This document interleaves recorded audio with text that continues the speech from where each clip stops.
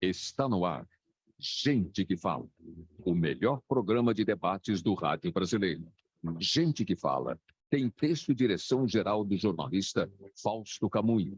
Gente que Fala. Reúne de segunda a sexta-feira formadores de opinião para discutir as principais notícias do dia. Gente que Fala. Tem o selo de qualidade APCOM. Olá, olá, boa tarde. O programa Gente que Fala está começando ao vivo pela Rádio 365, a sua rádio de todos os dias, pela UTV, a TV da internet e também pelas redes sociais, Instagram, Facebook, o nosso canal no YouTube, as imagens todas aí para você, tudo disponível para você acompanhar a nossa jornada de hoje até 13h. A gente quer você por aí curtindo, comentando, compartilhando a nossa transmissão. Interaja também com os nossos entrevistados, faça perguntas pelo WhatsApp 973350038 é o número, 973350038. Eu sou o Mauro Friesman, 12:01. Até aqui você ficou com o Lucas Neto, com o programa É Hora de Esporte, mas a partir de agora é hora do programa Gente que Fala. Então vamos colocar aqui em campo os nossos entrevistados de hoje, que vão analisar e vão debater os temas por aqui propostos. Doutor Arthur Rolo, advogado, especialista em direito eleitoral e direito do consumidor. Doutor Rolo, bem-vindo, boa tarde, como está? Boa tarde, Mauro. Estou bem, é um prazer estar aqui com você, com essa bancada seleta. Obrigado pela presença, por colaborar sempre com a gente. Também aqui na nossa bancada, doutor Fernando Barbosa Dias, advogado, sócio do escritório Barbosa Dias Advogados. Doutor Fernando, boa tarde, bem-vindo. Como estão as coisas? Oi, Mauro, tudo bem? Obrigado pelo convite. Obrigado também à organização do programa Azenilda, também ao nosso querido jornalista Fausto Camunha. Meu boa tarde a todos os participantes e nossos ouvintes. Legal, obrigado pela presença, por colaborar sempre com a gente, doutor Fernando Barbosa Dias. A gente recebe também, para essa nossa conversa de hoje, Poliana Fé Nascimento. Ela é co-deputada estadual, integra o movimento Pretas do PSOL e do Trabalhadoras e Trabalhadores na Luta Socialista. Co-deputada Poliana, bem-vinda, boa tarde, tudo bem? Boa tarde a todos os presentes, a todos os participantes, e a gente já agradece de antemão o convite, né, dedicado a nós. Vai ser muito importante essa participação aqui nessa roda de debates. Obrigada. Obrigado pela presença. A Poliana, que é co-deputada aqui na Assembleia Legislativa do Estado de São Paulo. Também com a gente o Felipe Martins, ele é empresário, engenheiro de produção, proprietário da Giros. Tudo bem, Felipe? Tudo jóia, boa tarde a todos aí, boa tarde, Mauro, aos ouvintes aí da Gente que Fala. Estamos aí. Obrigado. 12:03. Vamos então ao nosso primeiro assunto, aqui para análise e para o debate de todos, nessa edição do programa Gente que Fala, porque a Comissão Especial da Câmara dos Deputados deve votar hoje, daqui a pouquinho, a partir das 14h30, o texto final da PEC da anistia, que prevê o maior perdão da história aos partidos políticos, livrando as agremiações partidárias de punição por irregularidades na prestação de contas de 23 bilhões de reais em dinheiro público. E essa proposta traz ainda outros pontos polêmicos, como a abertura de brechas, os partidos indicarem apenas homens como candidatos e a absolvição a legendas que não repassaram cotas para mulheres e negros. Doutor Rolo, eu começo com o senhor a respeito deste tema. Bom, portanto, tem um trabalho aí para acontecer na Comissão Especial da Câmara dos Deputados, daqui a pouco a partir das 14h30, expectativa de como é que isso deve se desenrolar, e se passar, vai para o plenário da Câmara, né? Vários absurdos aí, né? Vários absurdos. Primeiro absurdo, deixar para aprovar uma reforma de tamanho e envergadura em cima da hora. A gente está já, essas reformas eleitorais para que possam valer nas eleições do ano que vem, tem que ser aprovados com um ano de antecedência, e a gente já está estourando esse prazo, e isso significa que tem que passar pelo Senado ainda. Então, além da votação na Câmara, a votação do Senado está em cima da hora, e não, se houver modificação no Senado, o Senado tudo indica que não vai aprovar com essa brevidade que os deputados querem, mas efetivamente na Câmara dos Deputados já existe um consenso sobre esses temas, então deve ser aprovada hoje com facilidade. Agora, no mérito, é um escárnio, né? É um escárnio, por quê? Porque um monte de dirigente partidário comendo picanha às custas dos brasileiros, até a picanha não é o maior dos problemas, mas usando avião, Mauro, usando o avião para deslocamentos aí de interesse público discutível. Agora a gente está aí tendo críticas em relação à ministra Aniele, que teria usado o avião da FAB para ir no jogo lá do Morumbi, mas ela foi assinar lá um documento, lá um termo com a CBF, então tinha um interesse público por trás, mas a gente sabe que, no que diz respeito a partidos políticos, muitas vezes a utilização dos aviões é bastante duvidosa, e é uma infinidade de dinheiro que vai nisso. E é dinheiro que era para ir para a educação, para a saúde, que vai para a campanha. Eu sempre defendi, Mauro, o financiamento privado das campanhas eleitorais. Eu acho que dá, por exemplo, para as empresas financiarem campanhas eleitorais, voltarem a financiar o que hoje é proibido, com algumas travas, por exemplo, de não poderem ser contratadas pelo poder público durante um período de tempo. Eu sou contra ficar usando esse volume de dinheiro público que a gente tem hoje em campanhas eleitorais. Aí o que acontece? Os partidos gastam esse dinheiro à margem da lei, contra a lei, tem regras definidas para que esse dinheiro público seja gasto, que já são regras muito mais elásticas, por exemplo, do que tem numa prefeitura, num órgão público. Vai lá, o partido gasta completamente diferente das regras legais, e aí falando assim, não, vamos anistiar, está dando muita dor de cabeça, vamos anistiar. Existe consenso por quê? Porque tem vários partidos que estão nessa mesma situação. Então, na verdade, eles estão literalmente legislando em causa própria. Então, eu lamento, eu acho que a tendência é que seja aprovada assim. Agora, também em relação a gastos com mulheres, um monte de partido não gastou os recursos que devia com mulheres e tem punição para isso. Anistiando essas punições, aquele partido, a ideia das regras, Mauro, o que é? Para as pessoas concorrerem em igualdade de condições.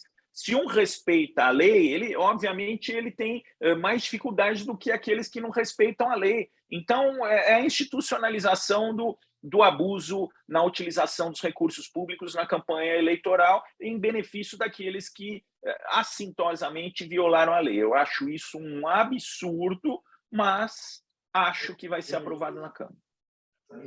Doutor Fernando Barbosa Dias, seu entendimento a partir desse ponto que o doutor Rolo destacou e que a gente já abordou por diversas vezes aqui, que é uma proposta abraçada por todo mundo, vai da esquerda para a direita, da direita para a esquerda, exceto o PSOL, né, que não apoia, e a gente vai falar já com a deputada Poliana a respeito desse tema, mas o seu entendimento sobre o mérito disso tudo, que é um retrocesso, na verdade.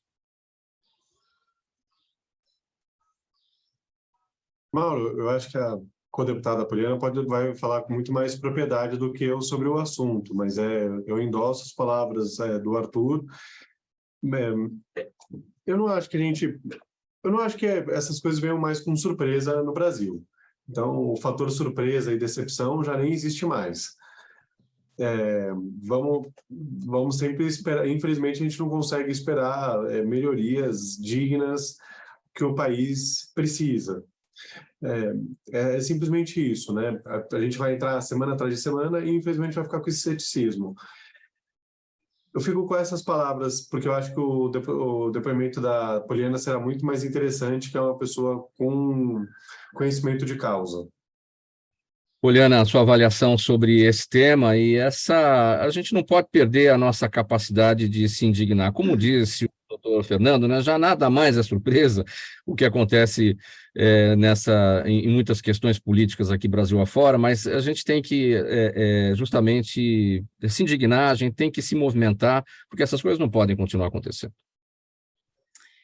É bem verdade, né? Até mesmo o doutor Arthur já colocou essa pressa em votar-se isso, né? No segundo tempo, aí prestes a uma eleição municipal. Então, vamos lá. Antes de colocar os nossos 3 pontos sobre essa proposta absurda, é importante a gente salientar o quê? Que alega-se que é difícil ter percentual de mulheres, dificuldade de ter mulheres, ainda quando se trata de candidaturas negras, para colocar, né, nesses setores. Mas não existe essa dificuldade. Perdão. É importante a gente deixar isso claro. O que existe? Existe, sim, um machismo dentro dos partidos políticos. O que existe, o que é? Um acordo, porque a Justiça Eleitoral garante a nossa participação até aqui. Por isso é que a gente consegue participar, porque a dificuldade é tamanha. Anistia, para quem errou nas suas prestações de contas, errado. Tem que pagar, errou, tem que pagar. Exemplo aqui da nossa região, que nós tivemos problemas nas prestações de contas, perdemos data, estamos pagando, sim, estamos pagando o que a justiça determinou, perdeu a data, tem que pagar, né? Então, esse ponto tem que deixar bem claro. E agora a gente vai para os 3 pontos essenciais sobre esse absurdo. Primeiro, né, ela acaba premiando uma desobediência dos partidos políticos em efetivar medidas de inclusão de mulheres, de candidaturas de pessoas negras na política. Isso é fato. E que representa o quê? Representa um verdadeiro retrocesso. Esse retrocesso que é uma matéria que ainda vem avançando, né? A doses homeopáticas, a gente vem avançando, mas ainda está muito devagar. O segundo ponto que eu quero deixar aqui é que o que é absurdo? Por que é absurdo? Porque parte de uma lógica, né, que mantém a desigualdade de gênero racial na política, cada vez mais é adiado isso, né? Então, é um salvo-conduto à impunidade. E mais, dificuldade para efetivar política de reparação. Já se tem aí em tantos âmbitos políticos e econômicos essa dificuldade, e na política ela se torna cada dia maior de acontecer essa verdadeira reparação, né?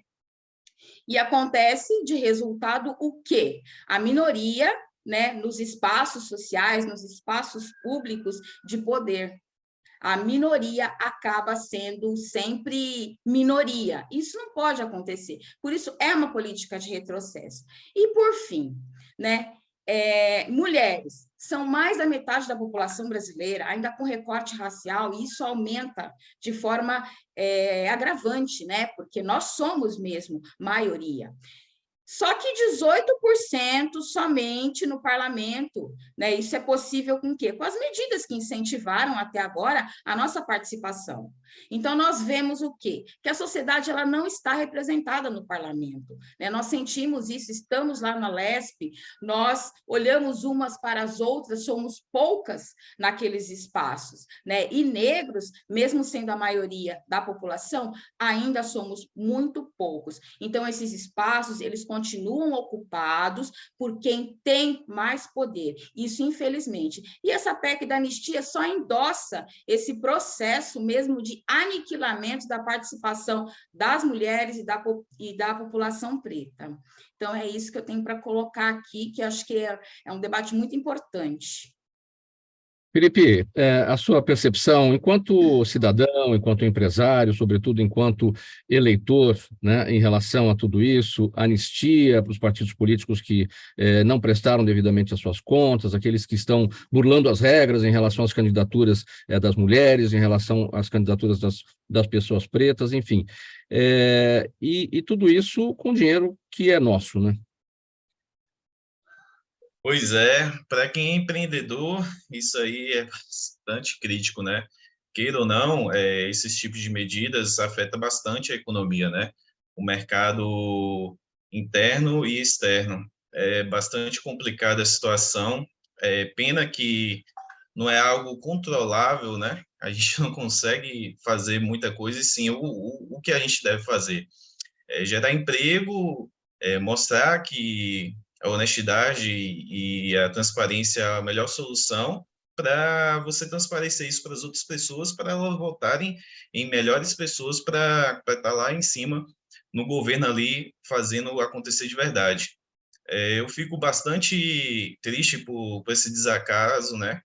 Infelizmente, acontecendo novamente, a história se repetindo, não trazendo transparência nas contas públicas, e a gente só pagando imposto e o governo querendo aumentar, né, cada vez mais os impostos, por conta que o custo ali do governo está altíssimo, e a gente fica amparado com isso, tentando diminuir o nosso serviço ali, o lucro que a gente tem, para pagar mais impostos do governo, e ele não transparece isso para a gente de forma de qualidade, né? A segurança aí, principalmente, um desacaso total, principalmente aqui na Bahia, né? Em São Paulo também, a segurança muito ruim, então é bem triste a situação. O que a gente deve fazer é seguir o nosso sonho, né? A nossa execução, pregando a palavra ali da honestidade, da transparência, gerando emprego e fazendo acontecer. 12h16, pessoal. Programa Gente que Fala no ar, pela Rádio 365, a sua rádio de todos os dias, por imagens no AltV, a TV da internet, também nas redes sociais, Instagram, Facebook, o nosso canal no YouTube. Vamos em frente aqui, 12h16, com o próximo tema. Vamos falar das candidaturas coletivas, que podem deixar de existir a partir das eleições municipais do ano que vem. O plenário da Câmara dos Deputados aprovou uma emenda à mini-reforma eleitoral que proíbe o modelo, sob a alegação de que nele se vota em uma pessoa e elege outra. A discussão vai para o Senado e, para valer em 2024, o texto precisa ser aprovado até o dia 6 de outubro. Desde 2018, as candidaturas coletivas, eleitas e não eleitas, têm ganhado força no cenário político brasileiro, recebendo um apoio significativo nas urnas. Co-deputada Poliana, eu começo com você a respeito deste assunto, até para a gente contextualizar, explicar direitinho. Já falamos por diversas vezes aqui no programa Gente que Fala a respeito das candidaturas coletivas, o funcionamento delas, né? E que é um modelo amparado numa resolução de 2018 do Tribunal Superior Eleitoral, enfim, e que pode cair por terra a partir dessa emenda à mini-reforma eleitoral. Vamos contextualizar primeiro, e aí a gente segue aqui a análise. Ok, vamos lá. Primeiro, né, a candidatura coletiva, ela vem ganhando cada vez mais espaço. Por quê? Porque elas conseguem aumentar a representatividade, o debate de ideias, ela amplia as vozes da população, né, que historicamente são excluídas e superrepresentadas. A gente já vem falando isso há algum tempo, né? Tem uma pesquisa publicada no UOL que indicou que a maioria das candidaturas em 2022 foram constituídas por pessoas negras, foi cerca de 57%, né? E estavam espalhadas no país inteiro, né? Então, isso representa o quê? Isso representa que a população, ela entendeu, né? E ela se sente representada por essas candidaturas. O segundo ponto, o que uma candidatura coletiva propõe? Né? Então, esse tipo de representação, ele é uma representação muito necessária.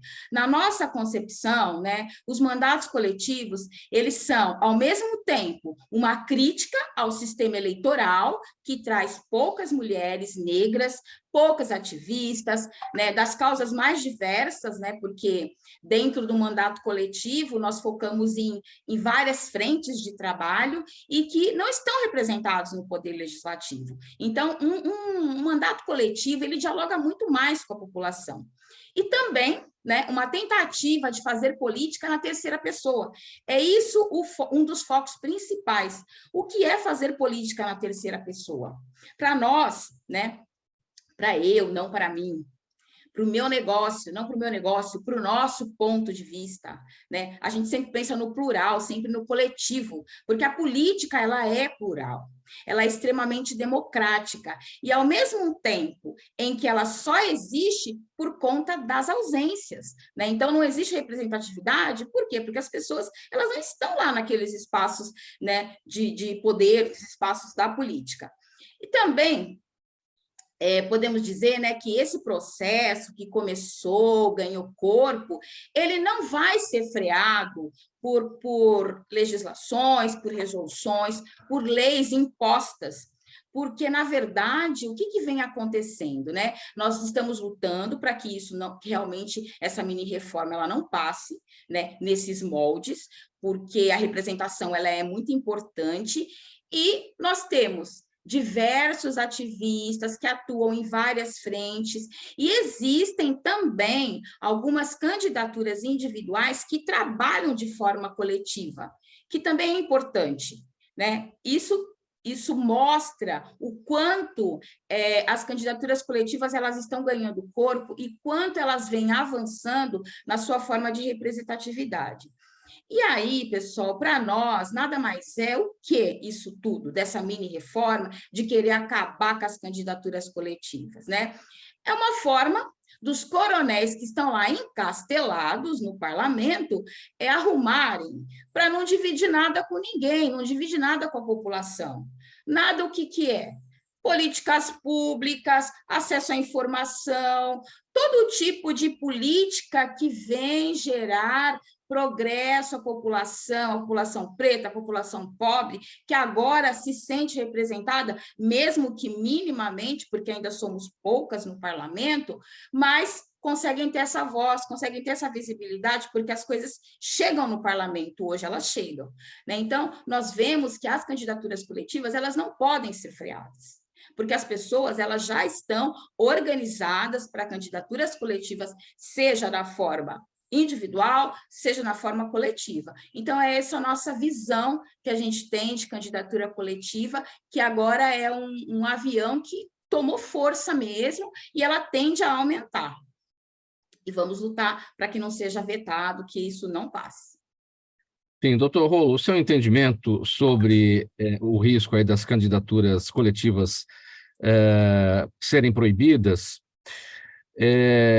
porque todo mundo sabe como funciona uma candidatura coletiva. Os codeputados não são os eleitos. O eleito é o deputado ou a deputada. E esse trabalho coletivo deste grupo acontece dentro do gabinete. Então, essa alegação de que se vota em uma pessoa e se elege outra, faz sentido?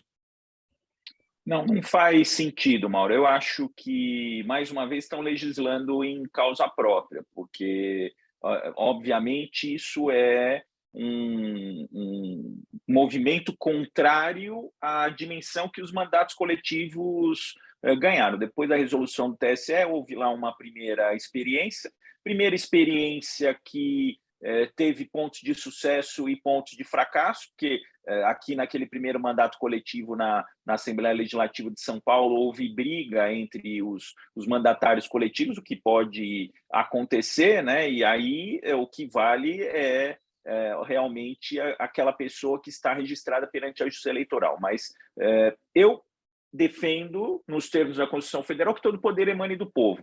Eu acho que é uma forma de candidatura absolutamente válida, só que eu acho que precisa ser melhor regulamentada. Eu já venho falando isso há tempos. Primeiro, eu acho que é possível, sim, depois dessa primeira experiência que, no meu entender, foi uma experiência de sucesso, porque as candidaturas coletivas, como a codeputada Poliana falou, estão ganhando força, e ela é um exemplo de sucesso dessas candidaturas, e a gente tem outros exemplos de sucesso, mas eu acho que precisa ser regulamentada melhor. Então, o TSE fez uma primeira resolução para fazer uma experiência, ver como que ia funcionar, mas eu acho que a gente precisa evoluir nisso. Então, precisa estabelecer um número determinado de codeputados, por exemplo.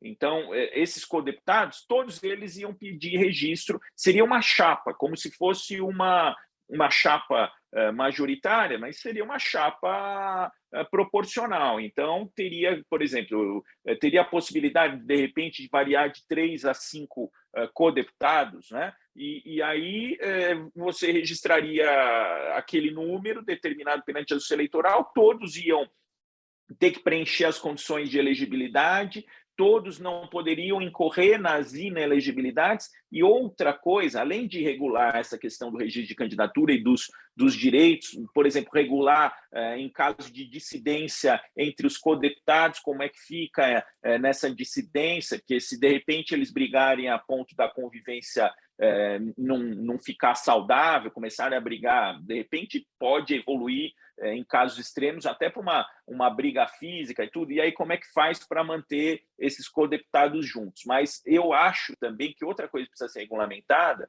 é o regimento interno das casas legislativas. Por exemplo, a gente tem, às vezes, comissões e plenário, para permitir que os codeputados, um participe de comissão, outro participe de plenário, que eles façam rodízio entre eles, que eles tenham voz, que eles possam frequentar o plenário, usar o microfone, e sem também aumentar o número de deputados na prática. Outra questão que precisa ser vista também é o ponto de vista de remuneração. Como é que fica a remuneração?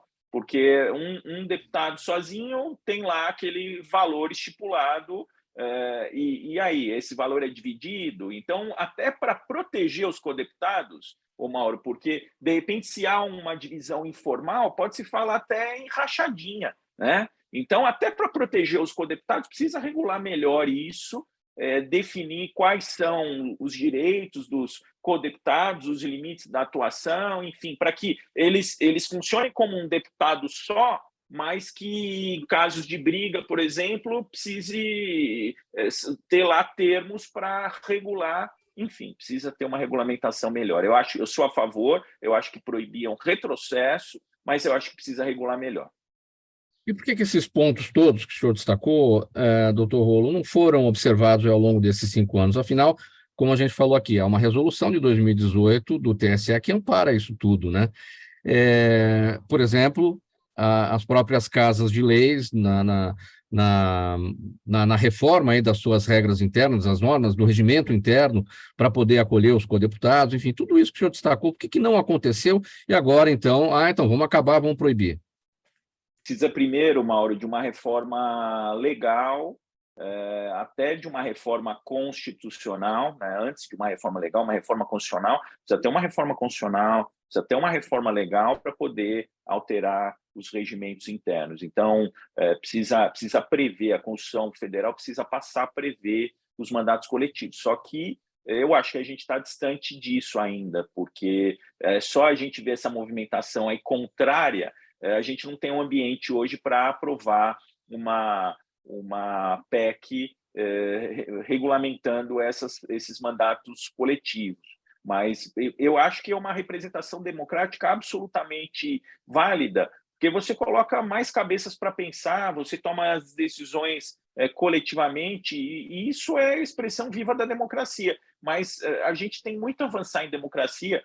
A co-deputada Poliana falou aí dos caciques partidários. O TSE não está conseguindo, Mauro, nem que os órgãos partidários sejam votados. Já é uma reivindicação antiga do Tribunal Superior Eleitoral para acabar com o caciquismo partidário, e o que a gente vê é o seguinte, é provisória em cima de provisória, porque provisória, ou ele reza pela cartilha do dono do partido, ou sacam ele da provisória. Ele não tem direito e garantia nenhuma. Então, eu acho que a gente tem um longo caminho a percorrer, principalmente começando pela democracia interna dos partidos políticos, que hoje são feitos para alguns, aí meia dúzia mandarem e os outros obedecerem, quem não obedecer está fora. Doutor Fernando, sua percepção sobre esse tema. Mauro, acho que esse tema... Outro dia alguém falou para mim assim, a gente tem o país cada um tem um país que merece, né? É difícil a gente falar de novos avanços na política quando a gente vê que a renovação política ainda é mais lenta do que o desejável, ou que mesmo havendo seguidas vezes renovações nos parlamentos, seja federal, seja estadual, certos caciques, como foi colocado, ainda continuam lá. Então, você pode renovar alguns quadros, mas o grosso de cacifado, do cacifado, continua. Isso dificulta todas essas alterações. O Arthur falou sobre os partidos políticos, né? Que muitos deles ainda têm certos atores que mandam neles, um número pequeno de atores que mandam no partido e no destino do partido e no destino de certos mandatos, inclusive. Isso é dificílimo, a gente ainda ter na estrutura interna de partidos, e o pessoal, salvo engano, tem diferença nisso, no regimento interno do PSOL, de como o PSOL se organiza, isso é mais difícil de acontecer. Outros partidos não, eles permitem que o diretório central possa ter mais poder. Isso fica mais difícil, né? Então, cada partido, e isso tem que ter essa liberdade partidária de ter seu próprio regimento, mas esses regimentos não podem ser operados ou serem estruturados, né? Porque uma coisa é você estruturá-lo, é desenhá-lo, como é o regimento, e a outra é como você vai aplicá-lo, como ele vai operá-lo no dia a dia. Seja um, seja o outro, o ideal é que isso não permita que se vá contra essas candidaturas coletivas. O outro ponto interessante é também os regimentos internos das casas, como é que eles recebem esses mandatos coletivos. Também acho que nenhuma das casas legislativas se preocupou ainda até hoje em como abraçá-los, né? Como aceitá-los interna corporis. Isso tudo só mostra o quê? Essa dificuldade de avanço. Só mostra que essas casas legislativas, no geral, ainda estão engateando muito em aceitar mudanças. E aí a gente vê outros tipos de embates, que é os tribunais tendo que decidir o que as casas legislativas não decidem. Ô, Mauro, antes de você passar a palavra para o Felipe, eu queria perguntar para a Poliana como é que funciona lá o acesso, como é que funciona discurso, participação em comissões na Assembleia Legislativa de São Paulo. Como é que ficam esses co-deputados, ou se é só o deputado que está formalmente lá nos registros que tem acesso a tudo isso? Como é que os co-deputados são tratados dentro da LESP? Então, eu justamente já pedi para falar também, né? Por exemplo, né? Falar porque o Arthur colocou algumas considerações que são muito importantes, né? Primeiro, né? Quando é colocado que nós precisamos ter espaço, é esse diálogo mesmo que a gente faz. Por quê? Porque no parlamento, só quem fala mesmo é a deputada Mônica, né? Nós fazemos parte de frentes parlamentares, essas nós participamos e também mediamos e somos vozes nessas frentes parlamentares, né? Somos lotadas como assessoras, né? Aquela questão da rachadinha, ela não existe, nós estamos na assessoria, né? Nós somos codeputadas e estamos na assessoria. E aí o que acontece? Nós sentimos dificuldade nesses espaços, muitas, né? Não só porque é importante falar no plenário, não por isso, porque nós fazemos muitos trabalhos externos, enquanto uma está na plenária, a outra está fazendo política em várias regiões, e isso é muito importante, mas nós não temos direito a falar na plenária, isso é bem verdadeiro, né? Então, o que é necessário, sim? Regularizar, é necessário regularizar, oficializar isso, e como o Felipe colocou, existe uma política uma política de retrocesso, né, nesse ponto dos mandatos coletivos. Então, acho que é muito importante a gente sempre estar focando a importância dos mandatos coletivos, a importância da fala da população, porque não adianta, né, hipocrisia falar que é a casa do povo se o povo não é representado. Né? É fato isso. Então, eu queria colocar mais esses pontos, que nós sentimos dificuldade, sim, né, nesses espaços, e temos que ampliar, a nossa luta é essa, ampliar, regularizar, e, logicamente, né, as legislações da casa, elas são absurdas, né? Absurdas, elas já são obsoletas, e tem todas essas questões que precisam ser pontuadas, mas existe a resistência, vamos continuar no mesmo, assim tá bom, para muitos. É isso. Deputada, só para clarear em definitivo, ainda um questionamento em relação ao que o doutor Rolo perguntou. Então, o codeputado, a codeputada, não participa das sessões plenárias, quem tem acesso ao plenário, pequeno e grande expediente, é a deputada Mônica, discussão de projetos, encaminhamento dos assuntos na tribuna do plenário principal, é tudo com a deputada Mônica, nas comissões também, as discussões sempre com a deputada Mônica. O trabalho de vocês é nas frentes parlamentares e também nas discussões de gabinete, é isso? Isso. Embora todas as discussões de plenária, né, nós fazemos as nossas reuniões e já vai tudo coletivamente discutido, acertado e pontuado. Tudo coletivo. Tudo bem. Acho que esclarecemos, não, doutor Rolo?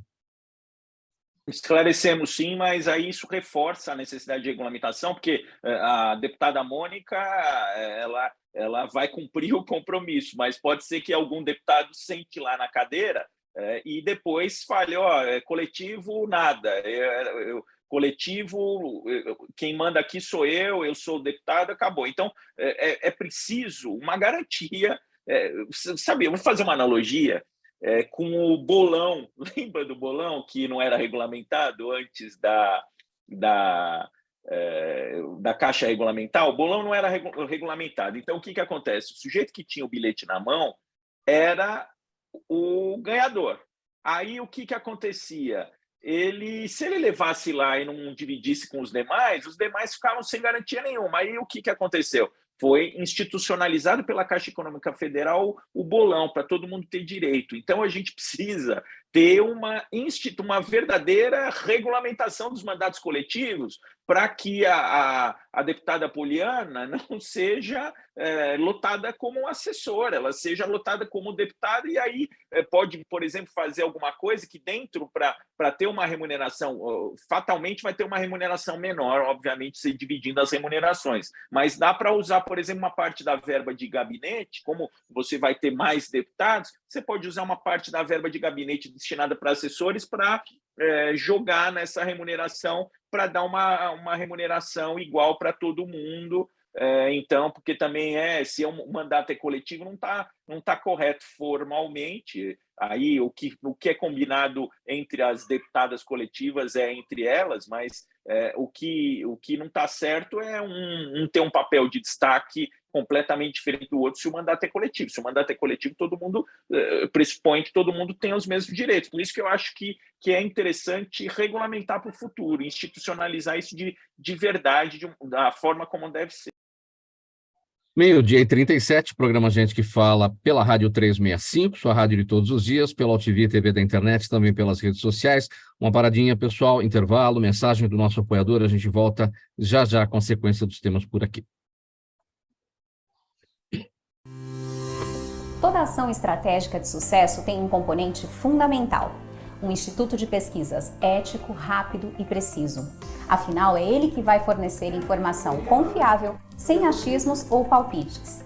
E isso, numa época de mudanças rápidas e repentinas, é fator crítico de sucesso. A Orbis é um instituto de pesquisas que une precisão e confiabilidade estatística com a mais alta tecnologia em pesquisas do mercado. Tem inteligência artificial, robótica e Big Data, entre outros recursos, para que você tenha uma informação correta, confiável, com o menor custo e no menor tempo possível. Na sua próxima ação, seja ela corporativa ou política, comece pela Orbis, porque com a informação correta, você vai mais longe, mais rápido e com mais segurança. Faltando 22 minutos para 13h agora, estamos de volta. Esse é o programa Gente que Fala, pela Rádio 365, sua rádio de todos os dias, pela UTV, TV da internet e também pelas redes sociais. Vamos seguir aqui com o próximo assunto. O ministro da Fazenda, Fernando Haddad, disse numa entrevista à TV Band que os julgamentos no CARF, Conselho Administrativo de Recursos Fiscais, foram travados no governo Bolsonaro e que de lá para cá eles favorecem quem deve à União. Aí o ministro Haddad criticou o modelo quando foi questionado sobre os recursos de julgamentos pendentes serem considerados na estimativa do orçamento de 2024. E aí ele fez uma comparação. Segundo o ministro, é a mesma coisa que você pegar... A ficha fugiu aqui, gente, vamos lá. Segundo o ministro, é a mesma coisa que você pegar 4 delegados e 4 detentos para julgar um habeas corpus, sendo que o empate favorece o detento. Bom, doutor Fernando, o que é essa analogia que o ministro Fernando Haddad fez a respeito aí dos julgamentos do CARF nos traz para análise, para reflexão, para o debate? Traz para análise só lamentação, né? Hoje, infelizmente, acho que o programa está com um tom muito pessimista. Desculpa até, não quero ficar com esse tom pessimista, mas é só lamentar. Não tem como você comparar um julgador que esteja E aí não é uma crítica, logicamente, a tudo que o ministro Haddad tem feito, não é isso que eu quero dizer. Não é uma oposição vigorosa ao governo, assim como não seria se fosse um outro ministro da Fazenda, de outro governo. Mas o Haddad ele é curioso, porque ele, como um ex-professor, parece que ele quer ser popular, ele quer explicar as coisas de uma forma didática, com metáforas e tudo. E ele faz esse esforço, isso é muito nítido nele. Mas ele tem um linguajar e um vocabulário mais técnico, que é natural numa pessoa que foi professora como ele, enfim, tem uma trajetória de cargos mais técnicos. E às vezes ele tenta fazer metáforas, soar mais popular e sai essas derrapadas horrorosas. Quando ele compara, né, o policial, o delegado e o detento, ele não... Tudo bem, o delegado diminui, de certa forma, é pejorativo com o próprio auditor, porque o auditor não é um delegado, ele não investiga muitas coisas, o que ele faz é cumprir atos de ofício, que a fiscalização deve fazer. Esse é o mister da fiscalização tributária no país, em qualquer esfera. Então, ele não tem o dever de investigar ninguém, de ser, vamos dizer, e tomar opiniões, né? Como talvez um pouco mais o trabalho do delegado. A investigação são suspeitas que você pode buscar, você pode fazer um trabalho mais discricionário, digamos assim. O fiscal de rendas não tem isso. E, por sua vez, também os advogados que são chamados a trabalhar como julgadores no CARF se pressupõem, né? Tudo bem que tudo está um pouco, talvez a gente tenha a descrença de que tudo está loteado no país por algum outro interesse. Mas, em geral, as pessoas que são nomeadas a trabalhar em nome dos contribuintes ou nas vagas dos contribuintes no CARF são pessoas com alguma experiência e saber jurídico, não é detento nenhum, não é uma pessoa criminosa, né?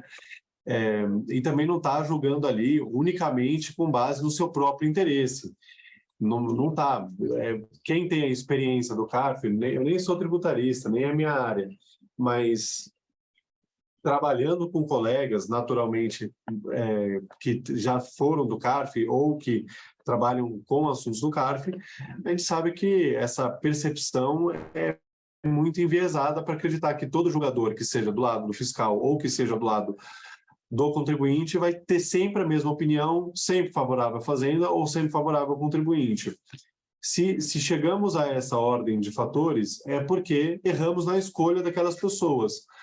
Mas não dá para compará-las ao sistema de justiça criminal. É uma comparação que deprecia a relevância do CARF, que seria ser um tribunal administrativo que dê decisões suficientemente legítimas para serem aceitas no final de um litígio.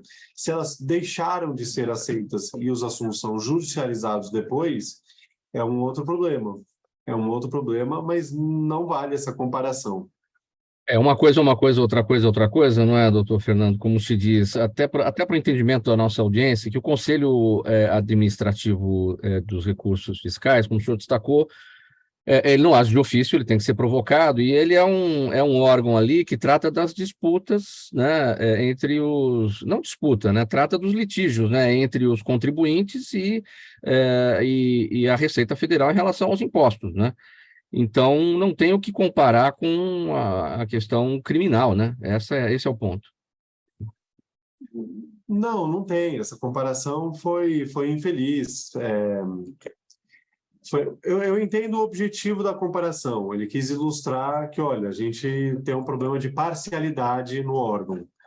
Só que o que o ministro Haddad não está vendo, talvez, é que ou ele não quer aceitar, talvez também, porque isso foi discutido amplamente em reuniões já muito longas, é que há excessos na fiscalização ou há multas muito gravosas que por vezes são aplicadas e são reformadas no âmbito do CARF, assim como acontece no próprio STF. O CARF é a instância máxima dos recursos administrativos tributários, como o STF é a instância máxima dos recursos administrativos tributários, dos recursos, do recurso extraordinário, que a gente tem, ou para outros assuntos, vamos dizer, a cúpula do Poder Judiciário.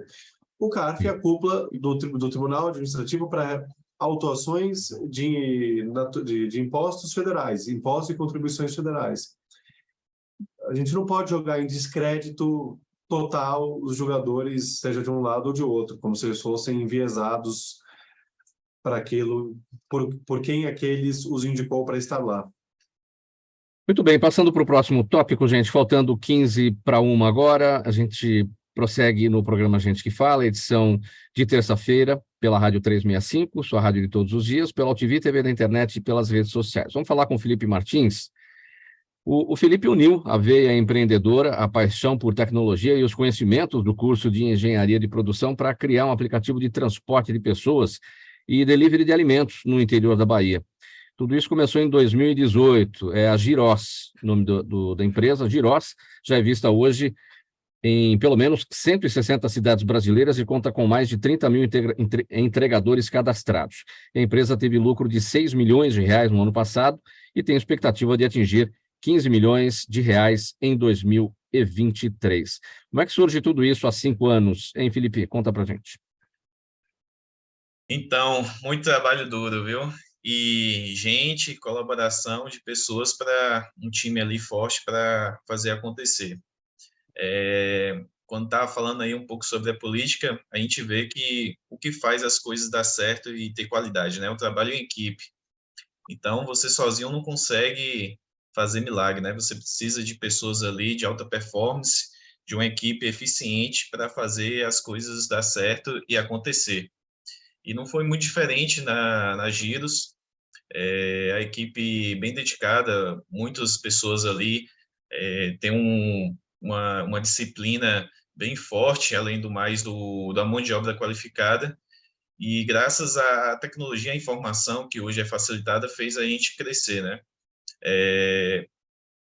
A parte da programação ali, com a equipe de programadores, fez trazer uma automatização que ajudou bastante as empresas que a gente atende, né, que a gente tem parceria, a resolver seu problema na parte do delivery, que queira ou não, após a pandemia foi um boom ali do delivery, né, todo mundo dentro de casa, mas após isso continuou e mudou o posicionamento do consumidor, né? Hoje, mesmo pós-pandemia, muitas pessoas preferem receber produtos em casa, principalmente a questão de remédios. Hoje, o nosso maior público são empresas farmacêuticas, a gente tem o certificado da Anvisa para transporte de medicamentos e a gente viu que o comportamento do consumidor para receber medicamentos em casa cresceu bastante, e não foi só na capital, e sim também no interior, mesmo sendo uma cidade pequena. Eu destaquei aqui, mas acho que esse número não está atualizado. Eu falei em 160 empresas pelo Brasil. É mais, não é, Felipe? Hoje a gente está em mais de 300 cidades. Alguém deve ter passado a informação um pouco desatualizada aí. E quantos entregadores cadastrados até aqui? Eu falei em 30. Também está desatualizado isso? Hoje a gente tem mais de 50 mil prestadores de serviços cadastrados na plataforma. Eles são autônomos, eles trabalham a hora que quer, ficam online no aplicativo a hora que quiser, e lá vai tocar lá a corrida para ele, e ele pode aceitar se ele quiser também, uma forma bem livre, com a economia aí compartilhada, né? A gente viu aí que hoje a gente tem um impacto indireto aí, mais de 300 mil pessoas, né? Juntando ali o consumidor final que está recebendo o produto e o entregador que está fazendo o transporte, né? E essa economia compartilhada favorece a melhoria do ambiente ali econômico para ter uma boa sustentação à família, né? Principalmente entregadores, que a grande maioria, que a gente tem o estudo, já tem sua família formada, já tem uma mulher e um filho pelo menos. Então, o impacto aí é bem grande e eu fico muito feliz por fazer esse tipo de serviço e acontecer aí no Brasil, que mesmo com os problemas políticos, a gente consegue dar o jeito e seguir no crescimento. Como é que funciona em relação ao transporte de pessoas? Porque essa modalidade ela não é permitida em muitos lugares. Em alguns lugares já tem essa possibilidade, né? Sim, o transporte de pessoas ele é mais forte no interior, né? Queira ou não, existem muitas cidades hoje ainda que não tem um transporte coletivo de ônibus, e aí a opção que é mais barata é o serviço de transporte de pessoas por moto, porque com carro já é um valor maior e a pessoa não tem condições ali de pagar. Então, a gente fornece esse tipo de serviço e as pessoas usam para se locomover dentro da cidade do interior. A gente também faz muito com empresas, para o transporte de funcionários, né, da casa para o trabalho, nessas cidades também do interior, onde não tem o transporte coletivo de ônibus. Qual que é o diferencial, Felipe? Porque o aplicativo de entrega de mercadorias, que as pessoas compram pela internet, evidentemente gostam de receber em casa, medicamentos, como você destacou, o delivery, a entrega de alimentos, tudo isso não é uma novidade. Existem muitas empresas que prestam esse tipo de serviço. Qual que é o diferencial para você se destacar em relação à concorrência? Então, um dos diferenciais é estar expressivamente maior no interior dos estados, né? Hoje que os grandes não conseguem se infiltrar, além do mais do relacionamento que a gente tem próximo ali com as empresas para trocas de dados ali para a melhoria do delivery. Queira ou não, hoje é bem competitivo o tempo de entrega, né? Chegar na casa do cliente ali na hora que é previsto, 40 minutos, 1 hora, e isso não só no capital, e sim no interior. E a gente fornece essas trocas de dados com a empresa para trazer esse melhor amparo, e além do mais, da tecnologia facilitada ali, embarcada, para o entregador, para ele ganhar além do valor do serviço dele, né? Que a gente coloca gamificações ali para ele conseguir ter mais engajamento, ficar mais tempo online ali na plataforma para resolver o problema. O serviço é tipo uma balança, né? Se você tem muita entrega de empresa e tem poucos entregadores online, não dá certo, dá problema ali no tempo de entrega. Se você tem muito prestadores online ali para fazer entrega e tem pouca demanda de empresa, de serviço, também não dá certo, porque os entregadores vão ficar desengajados. Aí você tem que fazer um serviço balanceado entre os dois ali para atender da melhor forma. E isso é um desafio que a gente faz muito bem, não só na capital, e sim no interior do Brasil. Bom, você falou em mais de 300 municípios já cobertos, né, com o serviço de vocês. Nas capitais também, quais são os desafios em relação às grandes cidades, as capitais, por exemplo? Grandes capitais, o desafio realmente é o trânsito. Porque, assim, vamos dizer, dá um exemplo aqui, um transporte de caminhão de uma cidade para outra, não tem muitas variáveis, né? Uma coisa ali mais certa e pode fazer de uma forma mais tranquila. Quando você entra na cidade, você vai sair de um restaurante para entregar em tal lugar, existem várias variáveis, que é o trânsito, a chuva, a chance de um pedestre passar e ocorrer um acidente, e isso aí é o desafio de você trabalhar na melhor performance, né? Então, hoje, graças à tecnologia, a gente consegue prever algumas coisas, né? Horário de pico em tal região, quais os melhores locais para passar, para diminuir o tempo, chuva, quais os locais que alagam, para desviar e não ter problemas. Então, hoje a gente usa toda essa automatização junto com a IA, e aí a gente consegue entregar a transparência para o entregador, para a gente fazer a entrega mais rápida ali, e ter essa diferença com as outras empresas para entregar de forma mais rápida. Legal, gente. Olha, vamos passar para o último tema aqui, para a nossa análise, faltando 6 minutos para 1 da tarde, bem rapidamente. Doutor Rolo, o Código de Defesa do Consumidor completou 33 anos de existência, agora no mês de setembro, e sempre, claro, mantendo a necessidade de constantes atualizações, principalmente em razão do avanço tecnológico. E aí a pergunta que a gente faz é a seguinte: o desafio é como manter a lei em dia nesses tempos de fintechs, de e-commerce, smartphones, serviços de streaming, inteligência artificial e tantas empresas pedindo recuperação judicial aí do dia para a noite? Esse é um perigo grande, porque a gente viu várias gigantes do turismo aí lesando só a 1, 2, 3 milhas, a gente fala em mais de 700 mil consumidores prejudicados. Isso é uma insegurança jurídica e uma insegurança tremenda, porque o turismo brasileiro é responsável por parcela considerável do PIB nacional. Então, muita gente está com medo de comprar pacote turístico e, Mauro, o que a gente sabe é que várias empresas de turismo estão com situação financeira bastante complicada por conta da pandemia.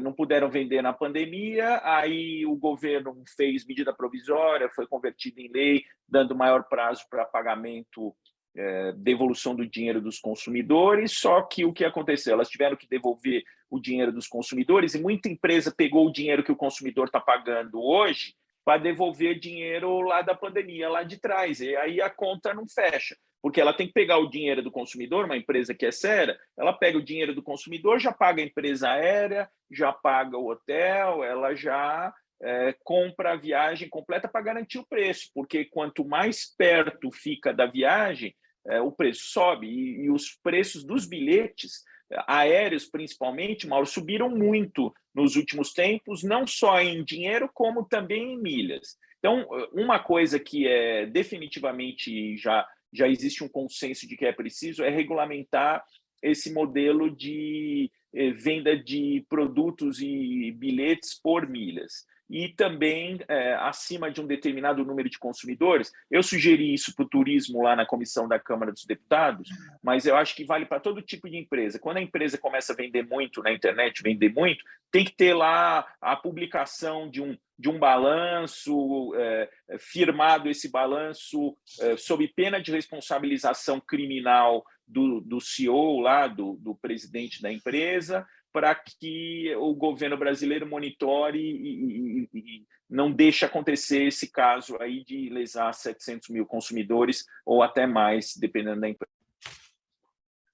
Pessoal, 3 minutos para 1 da tarde agora, nosso tempo já no finalzinho. Vamos então para as despedidas de cada um, mensagem final. Doutor Rolo está com a palavra, sua despedida, doutor Rolo. Bom, obrigado, Mauro, obrigado, Felipe, Poliana e Fernando, obrigado também aos aqueles que nos assistem aí pela internet, pelas redes sociais, enfim, que estão no rádio. Obrigado, até a próxima. Doutor Fernando Barbosa Dias, sua mensagem final, bem rapidinho. Eu queria deixar uma mensagem só de um pouco de otimismo. Eu acho que quem nos ouviu hoje, quem nos escutou, quem ficou até aqui, viu 2 exemplos de que é possível fazer as coisas diferente, que é possível, por mais que seja difícil, mais participação popular na política, por mais que existam mundos a te atrapalhar, a impedir isso, candidaturas legítimas, progressistas e que visam o melhor da democracia são possíveis. A Poliana está aqui para ser esse exemplo e é muito legal quando a gente tem esses exemplos conosco, porque eles são inspiradores. Eu também queria dar parabéns ao Felipe Martins pelo empreendedorismo no interior, não sei quais são as outras cidades, imagino que seja Nordeste, Centro-Sul, Norte. Parabéns para ele também, porque mostra que sim, também no país é muito possível ainda empreender e ter bons resultados. Então eu queria deixar essa como últimas palavras positivas para quem nos escuta e que tem o restante da semana para enfrentar e para vencer o leão de cada dia. Obrigado, doutor Fernando. Co-deputada Poliana, sua palavra final, bem rapidinho, poucos segundos, por gentileza. Eu agradeço a participação aqui, a participação de todos que estão nos ouvindo. Nossa fala final é: vamos escurecer a política, a economia e ter bastante representatividade em todos os campos da sociedade. Muito obrigada a todos e parabéns a todos. Obrigado, Poliana. Felipe Martins, sua despedida, bem rapidinho, poucos segundos. Obrigado, pessoal, a todos os ouvintes aí do programa Gente que Fala. Obrigado, Fernando, pela palavra aí. É um pouco difícil, né? Mas a gente consegue dar um jeito e conseguir crescer aí nesse Brasil aí querido que é nosso. Obrigado a todos aí, tenham uma boa tarde. Ponto final, gente, nessa edição do programa Gente que Fala, de terça-feira. Um agradecimento a todos vocês pela presença, pelas análises. O doutor Arthur Rolo, advogado e especialista em Direito Eleitoral e Direito do Consumidor. Doutor Fernando Barbosa Dias, advogado, também sócio do escritório Barbosa Dias Advogados. Poliana Fé Nascimento, co-deputada estadual aqui na Assembleia Legislativa de São Paulo. Ela integra o movimento Pretas do PSOL e do Trabalhadores e Trabalhadoras na Luta Socialista. E o Felipe Martins, empresário e engenheiro de produção, proprietário da Giros. O programa Gente que Fala, realização sempre da ABCOM, apresentação minha, Mauro Friesman, pauta e redação do Pedro Schiavon, Zenilda Salvato, nossa diretora de produção, jornalista Fausto Camunha, nosso diretor-geral, e você aí do outro lado, sempre espectador, você ouvinte, a razão da nossa presença aqui todos os dias. A gente chama agora o Lucas Neto, ele já vem com o programa O Melhor para a Melhor Idade, aqui na Rádio 365, a sua rádio de todos os dias. A gente volta amanhã pela 365, pela UTV, pelas redes sociais, a partir do meio-dia, ao vivo, 1h em ponto. Tchau, até amanhã.